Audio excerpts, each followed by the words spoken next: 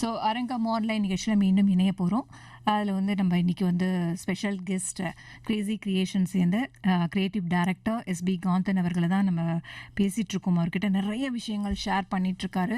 அவங்களோட ட்ரூப் விஷயமாகட்டும், அவர் நிறைய documentary films இந்த மாதிரிலாம் எடுத்திருக்கார் இல்லையா. ஸோ அவர்கிட்ட மீண்டும் வந்து கேட்கலாம். சார், இப்போது நம்ம பேசிகிட்டு இருந்த வேளையில் வந்து நீங்கள் நிறைய டாக்குமெண்ட்ரி ஃபிலிம் பண்ணியிருக்கீங்க அப்படின்னு சொன்னீங்க இல்லையா.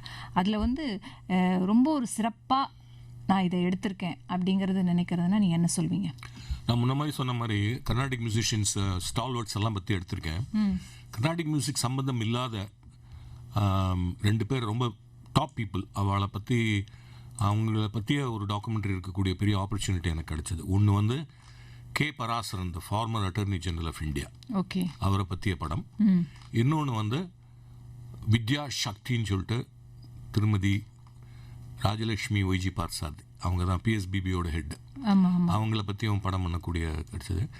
இதில் வந்து பராசரன் சாரை பற்றி நான் ஒரு முக்கியமான சமாச்சாரம் சொல்லணும்.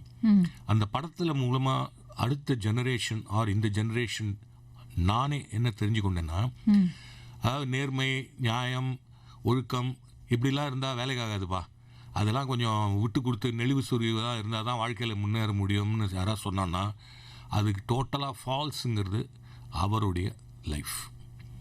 பராசரன் வந்து நேர்மை, ஒழுக்கம், அதுக்கு உண்மை, இதுக்கு வந்து ஒரு எடுத்துக்காட்டு. அவர் ஃபார்மர் அட்டார்னி ஜெனரல் அளவுக்கு போய் இன்றைக்கும் சுப்ரீம் கோர்ட் லாயராக இருந்து நம்ம ராம் ஜென்ம பூமியை வின் பண்ணி கொடுத்ததும் அவர் தான். 97 வயசாக இருக்குது இன்றைக்கி அவருக்கு. இன்றைக்கும் அவர் ரொம்ப ஆக்டிவாக இருக்கார். அது வந்து ஒரு பாடம். அதாவது எப்படின்னா, அந்த படத்தில் ஓப்பனிங்கில் ஒரு சிச்சுவேஷன் வரும். அது வந்து அவங்க வீட்டில் சொல்லி தான் அவர் மோகன் பராசரன் அவருடைய பையன் சொல்லி தான் அது வச்சோம். அதாவது என்னன்னா, இவர் வந்து ராஜ்யசபா எம்பியாக இருந்தார் பராசரன். ராஜ்யசபா கம்பைன் செஷன், அதில் நான் பேர் சொல்ல விரும்பல, விவிவிவிஐபி இன் பொலிட்டிக்கல் சர்க்கிள் அவர் உள்ள நுழையிறார். உள்ள நுழைஞ்சு எயிலில் தாண்டி போயிட்டார். தாண்டி போனவர் பராசரன் சார் இருக்காருன்னு சொல்லிட்டு திரும்பி வந்து பராசரனை சாஷ்டாங்கமாக நமஸ்காரம் பண்ணார். புரோட்டோகால் வைஸ் இவர் எம்பி, அவர் வேற விவிவிவிஐபி, இவர் வந்து protocol, I know my protocol, உங்களுக்கு நமஸ்காரம் பண்ணாமல் நான் போக மாட்டேன் அப்படின்னு சொல்லிட்டாருங்கிறது அந்த படம் ஓப்பன் ஆகும். அதை பார்த்துட்டு இதை கட் பண்ணு, இது வேண்டாம், இது வரக்கூடாது. ஏன்னா எனக்கும் அந்த விவிஐபிக்கும் ரிலேஷன்ஷிப்பு நீ நினைச்சதை விட ஜாஸ்தி. இந்த படம் அவர்கிட்ட பார்த்துட்டு இதை பற்றி கொச்சையாக அவர் நினைச்சாருன்னா என்னை பற்றி, இது இருக்கக்கூடாது, அதை தூக்குன்னு சொன்னார். அவ்வளோ பெரிய ஒரு நேர்மைவாதினா அவர் தான் பராசரன் சார்.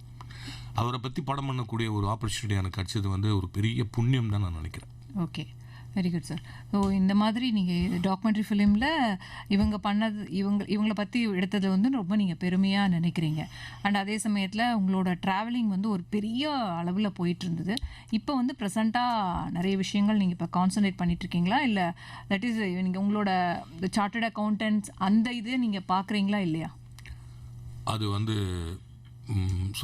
அன்ஃபார்ச்சுனேட்லி பார்க்கல. இன்ஃபேக்ட் என்னோட அக்கௌண்ட்ஸ் கூட வேற ஆடிட்டர் தான் பார்த்துக்கிறேன், நான் பார்த்துக்கிறது இல்லை. என்னோட tax planning is also done by my auditor and not me. I am not much of a chartered accountant anymore. அதாவது இந்த திசைக்கு நீங்கள் திரும்பிட்டீங்க, அதனால உங்களோட கான்சன்ட்ரேஷன் ஃபுல்லும் இதுலேயே லயிச்சு போயிடுத்துன்னு அப்படின்னு சொல்லலாம் இல்லையா சார்? நம்ம சார் கூட பேசிகிட்டு இருக்கோம். எஸ்பி காந்தன் சார் நம்ம கூட அரங்கம் ஆன்லைன் நிகழ்ச்சியில் இணைந்திருக்கார். சார், இப்போ நீங்கள் இந்த விஷயம் வந்து சொல்கிறதுக்கு முன்னாடி இதை கேட்கலாமா அப்படிங்கிற மாதிரி ஒரு யோசனையாக இருக்குது. நீங்கள் சிரி கிரேசி அப்படிங்கிற மாதிரி அண்ட் ஹியர் இஸ் கிரேசி, இந்த மாதிரி பார்த்தீங்கன்னா கிரேசி அப்படிங்கிற ஒரு நேமை தொட்டே பல இது நீங்கள் பண்ணியிருக்கீங்க இல்லையா? அதுக்கும் இதுக்கும் ஏதாவது சம்மந்தம் இருக்கா? கிரேசின்னு வச்சா ஒரு சென்டிமெண்டல் வியூவில் நீங்கள் அந்த மாதிரி பார்த்தீங்களா, இல்லை சாருக்கும் கொஞ்சம் சென்டிமெண்ட் இருக்கும்னு எனக்கு தெரியும், கிரேசி மூவன் சாருக்கும். ஸோ அதனால அந்த மாதிரி பேர் அந்த மாதிரிலாம் வச்சிங்களா? அதாவது அந்த டைட்டில் கொடுக்கறதே மோகனுடைய கைவந்த கலை. எங்களோடதெல்லாம் marriage made in saloon, chocolate Krishna, Madhu +2, மீசை ஆனாலும் மனைவி, இதெல்லாம் அதுலேயே ஸ்டாம்ப் ஆஃப் மோகன் தெரியும். ஓகே, இந்த கிரேசின்னு வரும்போது மோகன் வந்து வேண்டாம்மா, நான் தான் இன்சிஸ்ட் பண்ணுவேன், இல்லை மோகன் கிரேசி வட்ட மோகன், ஏன்னா அது எப்போ பாரு கிரேசி மோகன், ஏன் கிரேசி, உனக்கு என்ன வைக்கும், எல்லாருமே கிரேசியா தானே இருக்காங்க. ஏரிஸ் கிரேசி, அப்போ ஏரிஸ் லூசி வந்தது, அதனால ஏரிஸ் கிரேசின்னு ஹி காயின்ட் இட். அதுக்கப்புறம் நிறைய இடத்துல கிரேசி டைம்ஸ் அப்படின்னு நான் தான் சொன்னேன். கிரேசி டைம் ஏன்னா கிரேசி எதுக்கிடா வேற இல்லை, கிரேசி டைம் சிறு கிரேசி இதெல்லாம் வந்து நான் இன்சிஸ்ட் பண்ணி மோகனை ஒத்துக்க வச்ச சமாச்சாரங்கள். எல்லாத்துலேயும் கிரேசி வரணும்னா மோகன் ஒத்துக்க மாட்டான். பட் நான் வந்து சில இதெல்லாம் கிரேசி வரணும் அப்படின்னு சொன்னீங்க. அண்ட் இப்போ வந்து நம்ம ஒரு காமெடி சீன் நம்ம கேட்க போகிறோம் சார். அதாவது அந்த காலத்து கல்யாண பரிசில் தங்கவேலு வந்து இதில் போய் பார்க்கில் போய் உட்காந்துட்டு வருவார், சாப்பாடு இதெல்லாம் எடுத்துகிட்டு போயிட்டு அந்த மாதிரி. பட் உங்களோட தட் இஸ் உங்களை நடித்தவங்க அப்பா ரமேஷ் சார், அவர் வந்து என்ன பண்ணுவார், பீச்சில் போய் உட்காந்து சாப்பாடு கட்டிட்டு வேலை இல்லாமல் இருப்பார். ஸோ அந்த சீனை கேட்டிங்கன்னா ரொம்பவே நீங்களும் அனுபவிப்பீங்கன்னு நினைக்கிறேன். அண்ட் நேயர்களும் கேட்கட்டும் இந்த சீனை.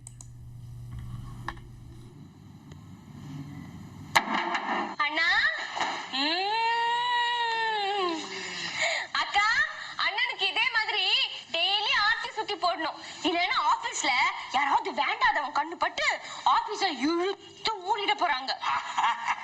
அண்ணா ஆபீஸ் அவ்வளவு லேஸ்ல மூடிட முடியுமா? அவ்வளவு நீளமான ஆபீஸ். ராயபுரத்துல ஆரம்பிச்சு மெரினா வழியா மகாபலிபுரம் வரைக்கும் போயிட்டே இருக்கும். அத்தனையும் சுனாமி ஏரியா. என்ன போகும்போதே கொடை கேட்ட குடுத்தியா? 12 மணில 2 மணி மட்டும் உச்சி வெயில் மண்டைய பொழந்துடுச்சு. நான் வந்து 3 மணிக்கு மேல கடல் காத்து செட் ஆகி சும்மா ஜிலுன்னு ஆனந்தமா இருந்தது. எழுந்து வரதுக்கே மனசு இல்ல. என்னடா சொல்ற? அதே புது ஆபீஸ் இல்லையா, இன்னும் ஏசி எல்லாம் ஃபிட் பண்ணல. பாவம் ஆபீஸ் வேற மொட்டை மாடியில.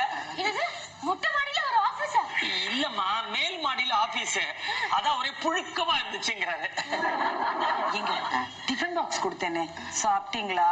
போன உடனே முதல் வேலை அதுதான், நல்லா வலிச்சு சாப்பிட்டேன். பாவங்க நீங்க. நான் ஒரு மடச்சி தயிர் சாதத்துக்கு தொட்டுக்க கூட ஒண்ணு வைக்காம கொடுத்து அனுப்பிட்டேன். இத்தனைக்கும் ஜானகி வீட்டுல பட்டாணி சுண்டல் பண்ணிருந்தா, அதையாவது கொடுத்துருக்கலாம். ஆமாக்கா, மாப்பிள்ள ஆபீஸ்ல கிடைக்காத பட்டாணி சுண்டலா? தேங்காய் மாங்காய் பட்டாணி சுண்டல், உப்பு தடவின மாங்காய் பத்த, தட்டை முறுக்கு, இப்போ மிளகா பஜ்ஜிலாம் கூட கிடைக்குதாமே. பொறும் அத்தனையும் தன்னடக்கம். ஆமாண்ணா, ஃபர்ஸ்ட் டே ஆபீஸ் எப்படி இருந்துச்சு? என்னம்மா பெரிய ஆபீஸ், ஒரே வலை. இது வலையா? இது வேலை வேலை வேலைங்கிறாரு, ஒரு கொம்பு விட்டுட்டாரு. என்ன மாப்பிள்ள, உங்க ஆபீஸ்ல மொத்தம் எத்தனை பேர் வேலை பாக்குறாங்க? எங்க டிபார்ட்மெண்ட்ல எப்பவுமே 3 சீட்டு தான். 3 சீட்டா?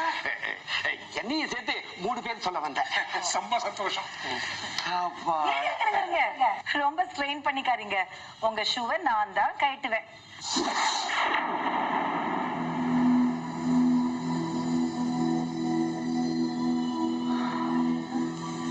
ஐயோ, என்னன்னா ஷூ ஃபுல்லா மணலா இருக்கு.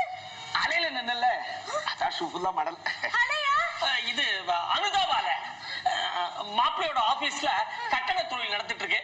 மாப்பிள்ளைக்கு தான் ஒர்க்கர்ஸ் எல்லாம் ரொம்ப அனுதாபமாச்சே, அதான் உங்களுக்கு ஹெல்ப் பண்ணிட்டு வந்தாரு. அதான் ஷூ எல்லாம் மணல் இல்ல. சரி சும்மா இருடா மாது. பாவம் அவரே ரொம்ப டயர்டா வந்திருக்காரு இல்லையா? நீங்க போய் குளிச்சுட்டு வாங்க, நம்ம 2 பேரும் காத்தாட ஜாலியா பீச்ல வாக்கிங் போலாம். மறுபடியும் பீச்சா? இப்பதான் வானிலை அறிவிப்பு கேட்டேன். நாளைக்கு கடல் கொந்தளிக்குமா? கடலோர மீனவர்களுக்கு எச்சரிக்கை. அப்பா, நாளைக்கு எனக்கு ஆபீஸ் லீவு. ஸோ இந்த சீனை கேட்டோம், ரொம்பவே காமெடியாக இருந்தது. இந்த சீன்லாம் எடுக்கும்போது, அதாவது உங்களோட சீரியல்ஸ் எல்லாமே எடுக்கும்போது அந்த இடத்துல பார்த்தீங்கன்னா ஒரு ஃபங்க்ஷன் மாதிரியே இருக்கும் அப்படின்னு நான் கேள்விப்பட்டிருக்கேன். இது எப்படி சார், ட்ரூவா?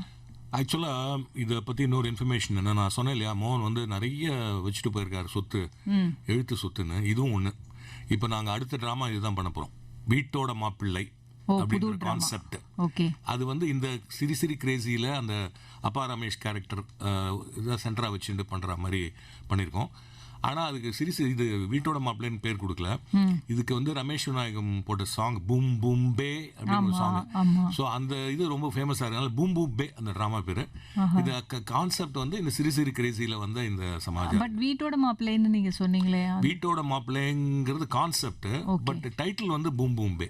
ஓகே. ட்ராமா டைட்டில் பூம் பூம் பே. ஆனா கதை வந்து இப்போ சிறு சிறு கிரேசியில் இப்போ இதுல வந்தா மாதிரி வர இதை தொட்டு ஆமாம். அதாவது என்னன்னா ஒரு ஸ்டேஜில் வெறும் ஸ்டேஜ் ட்ராமா மாதிரி இல்லாமல் ஒரு சீரியல் மாதிரி மூமெண்ட்டோட நிறைய ஆக்டிவிட்டியோட பண்ணணும்னு பிளான் பண்ணிட்டு இருக்கோம்.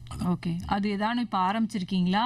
இல்லை, அதாவது என்னன்னா இதில் வந்து இது 30 எபிசோடோ என்னமோ அப்படின்னா அவ்வளோ ½ ஸ்கிரிப்ட் இருக்கு. ஸோ அதுலேருந்து உட்காந்து அதை வந்து நான் 2 மணி நேரத்துக்கு ஒரு ஸ்கிரிப்டாக கன்வெர்ட் பண்ணுற வேலை பண்ணிட்டு இருக்கேன்.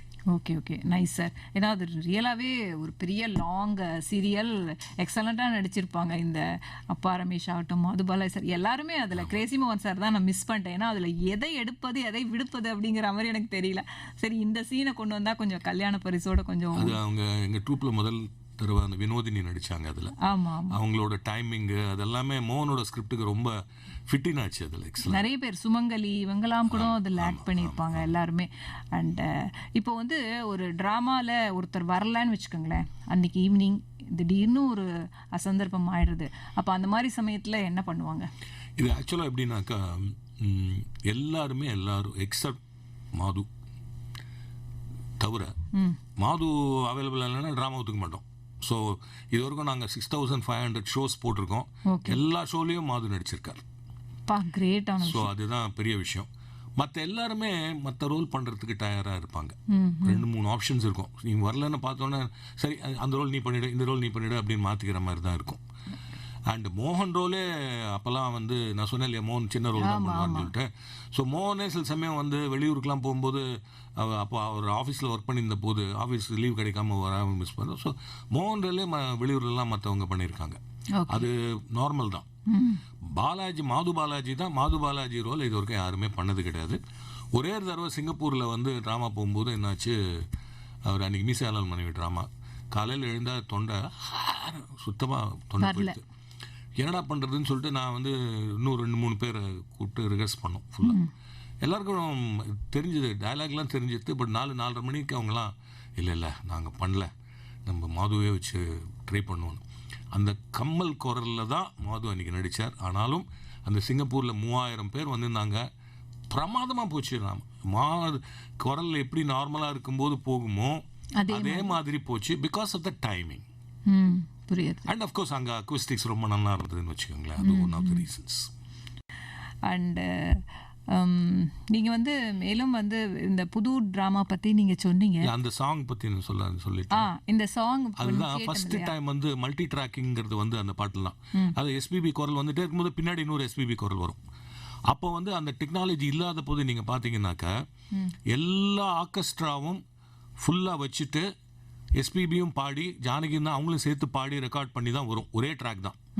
அதுக்கப்புறம் தான் மல்டி ட்ராக்கிங். கிட்டார் வந்து தனியாக வாசிட்டு போயிடுவாங்க, தபலா வந்து தனியாக வாசிட்டு போயிடுவாங்க, பாடுறவங்க தனியாக பட்டு போயிடுவாங்க. ஒரு 10 ட்ராக் இருக்கும், அதை வச்சுன்னு பேலன்ஸ் பண்ணி பண்ணுவாங்க. அது முதல்ல வந்தது அந்த பாட்டில் தான். அதனால தான் அந்த மல்டி ட்ராக்கிங் வந்தது. ஓகே, ரொம்ப நன்றி சார். ஒரு காலர் லைனில் வந்தாங்க, அவங்க கட் பண்ணிட்டாங்கன்னு நினைக்கிறேன்.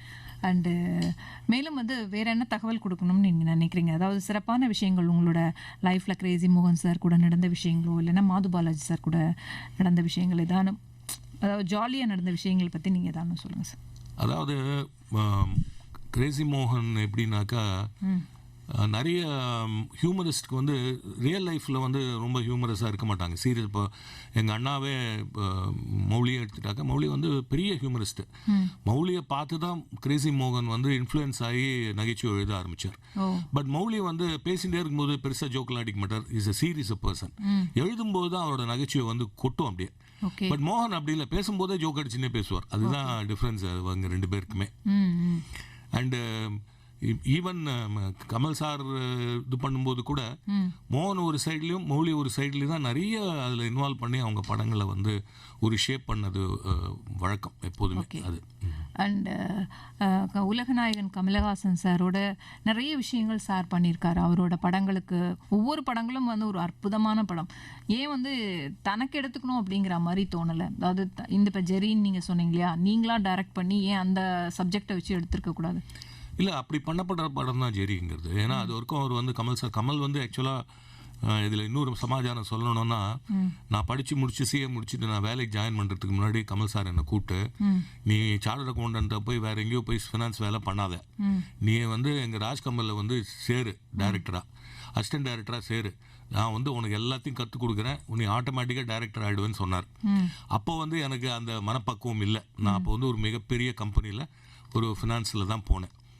அதுக்கப்புறம் நான் திரும்பி வந்து ஜெரி படம் பண்ணும்போது அவர் சொன்னார், நான் சொன்னேன் பார்த்தியா இப்போ வந்துட்டு பார், ஆனால் 12 வருஷம் லேட்டாக வந்திருக்கேன், இருந்தாலும் லேட்டாக வந்தாலும் லேட்டஸ்ட்டாக வந்திருக்கேன் பரவாயில்லன்னு சொல்லிட்டு அந்த படத்தோடைய ஆடியோ ரிலீஸ் ஃபங்க்ஷனில் இந்த மேட்டர் சொன்னார் கமல்சி.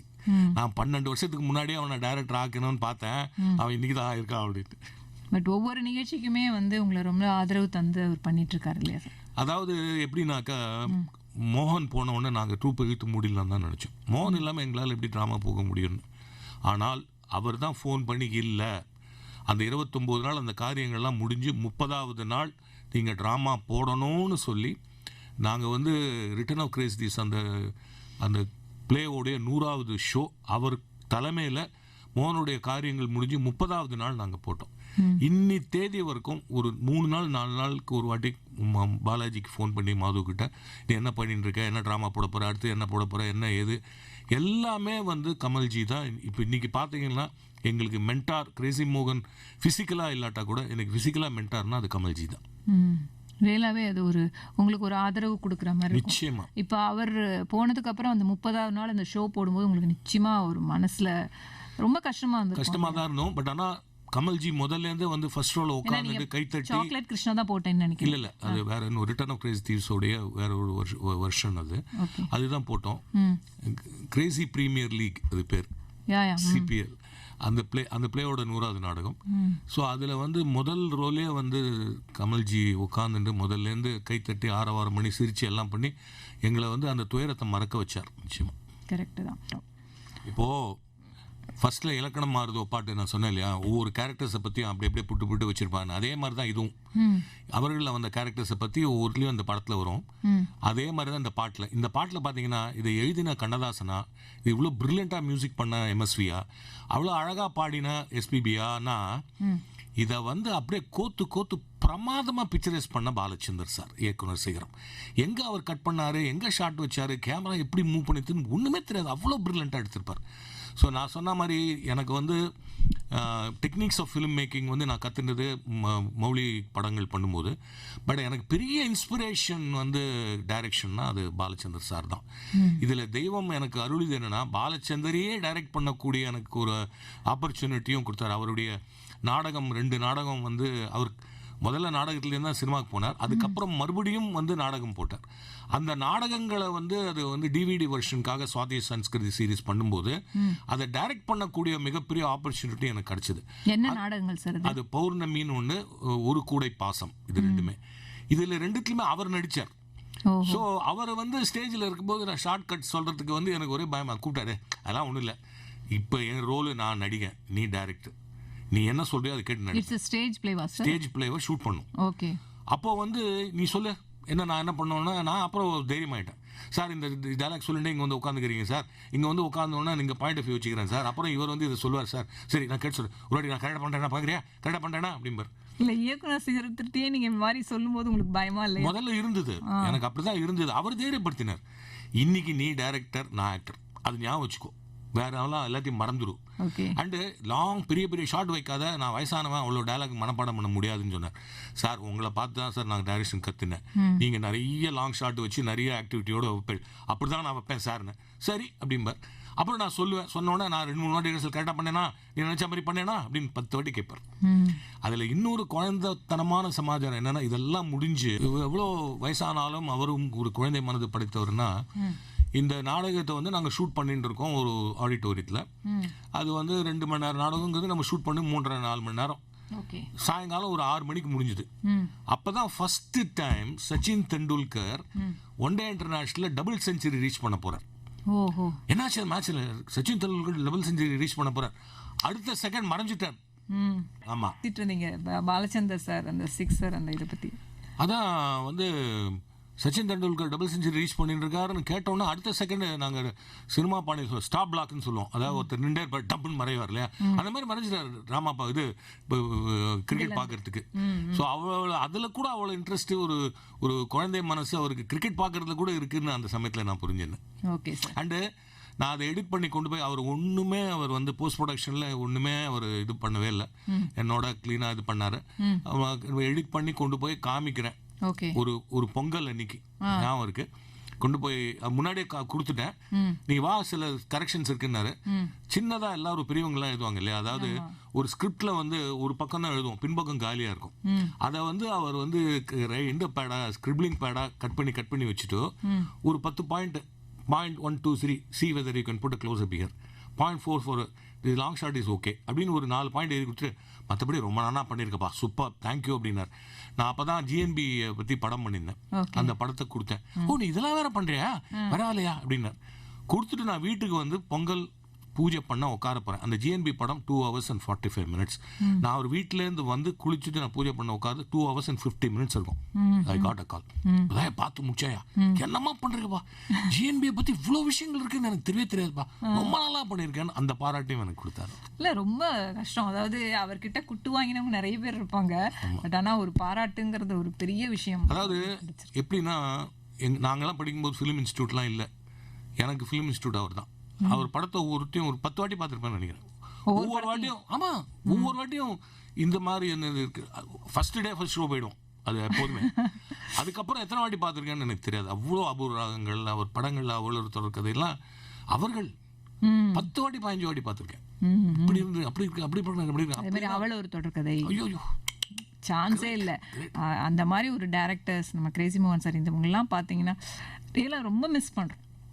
இந்த காலத்தில் இருந்தாங்கன்னா அவங்க எப்படி படம் பண்ணுவாங்க அப்படிங்கிற மாதிரி தோன்றது. ஏன்னா இப்போ இருக்கிற படங்களுக்கும் இப்போ இருக்கிற அந்த காலத்து படங்களுக்கும் நிறைய டிஃப்ரென்ஸ் இருக்குது. ஸோ அது எப்படி எடுத்திருப்பாங்க அப்படிங்கிறது கொஞ்சம் இதுவாக தான். நிழல் நிஜமாகிறது அந்த படம். ஸ்டில் ரிமெம்பர், கிருஷ்ணவேணி தியேட்டரில் ஃபஸ்ட்டு ஷோ, அந்த ஒரு விரல் கிருஷ்ணராவ். இந்த பொண்ணு எப்படின்னா, அவர் வந்து டோபி, சில துணிலாம் எவ்வளோதான் சாயம் போனாலும் கிழியாதுமா, அந்த மாதிரி தியேட்டரில் கிளாப்ஸு ஓப்பனிங். ஓகே, அதெல்லாம் அதே மாதிரி டைட்டில் காமிக்கிறதுல நீங்கள் நிழல் நிஜமாக பார்த்தீங்கன்னா, ஷோபாவோட க்ளோஸ்அப்ஸ் ஒரு பக்கம் வந்துட்டே இருக்கும், டைட்டில் வரும். அனுமந்த் இவர் கூட நடிச்சார் அதில். அனுமந்த் மௌலி ட்ரூப்பில் இருந்தவர் தான். Okay okay. நீங்கள் ஆக்சுவலாக அந்த பாட்டில் இலக்கணம் மாறுதில்ல, நிழல் நிஜமாகிறதுங்கிறது அனுமந்தோட கேரக்டர் மேலே தான் சொல்லியிருப்பார், not on Kamal or Shobha கேரக்டரில். ஓகே, அது அந்த கேரக்டர் அந்த பாட்டில் பார்த்தீங்கன்னா அனுமந்துவை பற்றி சொல்லும் போது தான் நிழல் நிஜமாகிறதுன்னு வரும் அதில். சரி சார், அப்புறம் இவ்வளோ நீங்கள் பேசுனீங்க, நீங்கள் நடிச்சிருக்கீங்களா? உங்களோட இப்போ கிரியேஷன்ஸ்லேயே நீங்கள் நடிச்சிருக்கீங்களா? இந்த கேள்வி வந்து ஒரு உற்ற நண்பர் என்னை ஒரு 10 நாள் முன்னாடி கேட்டார். After long time, after 43 years of my கலை உலக பயணத்தில் இந்த கேள்வியை நீங்கள் 2வது வழியாக கேட்குறீங்க. முதல் தடவையாக ஒரு 10 நாளுக்கு முன்னாடி ஒரு கேட்டார். அவர் வந்து, ஏன் நீங்கள் வந்து சாக்லேட் கிருஷ்ணாவில் ரோல் பண்ணக்கூடாதுன்னு. இது வரைக்கும் என்னமோ ட்ரை பண்ணல, ப்ராப்ளி இனிமேல் பண்ணுவேன். ட்ரை பண்ணுங்கள் சார், டெஃபினட்டாக. இப்போ புது ட்ராமா எடுக்க போகிறீங்களா, டெஃபினட்டாக ட்ரை பண்ணுங்கள். உங்களுக்கு இது ரொம்ப ஈஸியராகவும் இருக்கும் இல்லையா? அது சரி. ஃபைனலாக ஒரு கொஸ்டின் நினைக்கிறேன், ஏன்னா இன்னும் ஒரு 4-5 minutes தான் இருக்குது. நீங்கள் வந்து லைஃப்பில் இதை அச்சீவ் பண்ணலை, என்னால் பண்ண முடியல அப்படிங்கிற மாதிரி வருத்தப்படுற விஷயம் ஏதாவது இருக்கா? தெய்வாதீனமாக அந்த மாதிரி வருத்தங்கள் இது வரைக்கும் எனக்கு இல்லை. ஆம்பிஷன் இருக்கும், அப்படி பண்ணோம் இப்படி பண்ணோம் அப்படி பண்ணோன்னு இருக்கும். இதை பண்ணாமல் விட்டுட்டுமே அப்படின்ற வருத்தம் எனக்கு இல்லை. ஏதாவது பண்ணலைன்னா கூட இனிமேல் பண்ணுவோம் அப்படின்னு தான் இருக்க வழிய, ஏன் பண்ணலை அப்படிங்கிறது நான் நினச்சிக்கல.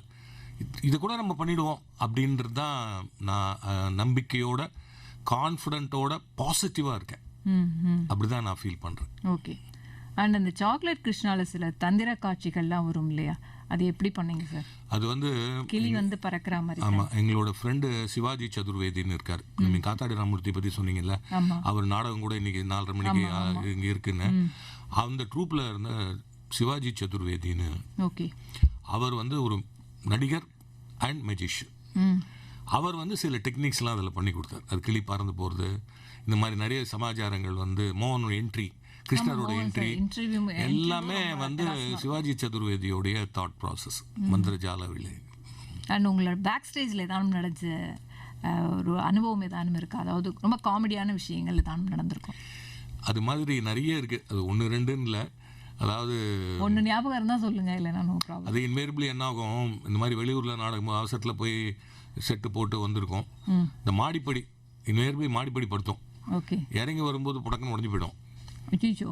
கடைன்னு இறங்கி வரும்போது இந்த மீசையான மனைவியில் அந்த குஷ்மா கேரக்டர் ஃபர்ஸ்ட் டைம் வந்து வரும்போது மாடியிலேருந்து தேவதை போல் அந்த பாட்டு வருவாங்க. எக்ஸலன்ட் சார், அதெல்லாம் அது வரும். சான்ஸே இல்ல.